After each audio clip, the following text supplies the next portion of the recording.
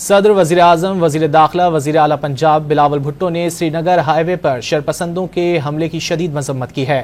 وزیر اعظم نے قرار دیا کہ انتشاری ٹولہ قانون نافذ کرنے والے اداروں کو جان بوجھ کر نشانہ بنا رہا ہے۔ وزیر داخلہ نے شہداء کے خاندانوں کے شانہ بشانہ کھڑے رہنے کا عزم ظاہر کیا۔ مریم نواز نے شکوہ کیا کہ فسادی سیاسی تاریخ کا خونی باب لکھ رہے ہیں۔ بلاول بھٹو نے امن کے لیے موجود اہلکاروں کو نشانہ بنانا کھلی دہشت گردی قرار دیا۔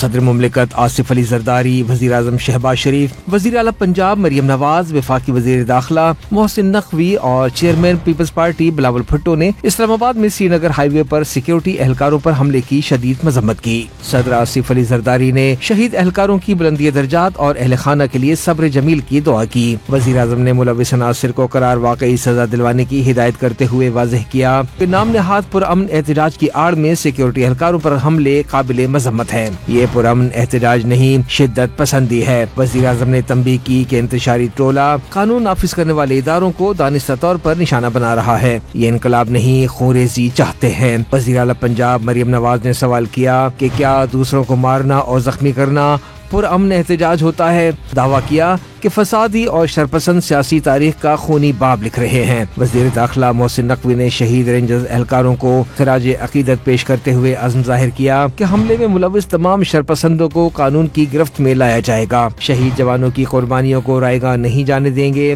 چیئرمین پیپلز پارٹی بلاول بھٹو نے امن و امان کے قیام کے لیے موجود اہلکاروں کو نشانہ بنانا کھلی دہشت گردی قرار دیا۔ مطالبہ کیا کہ پولیس اور رینجرز اہلکاروں پر حملوں میں ملوث ملزمان کو قانون کے کٹہرے میں لایا جائے۔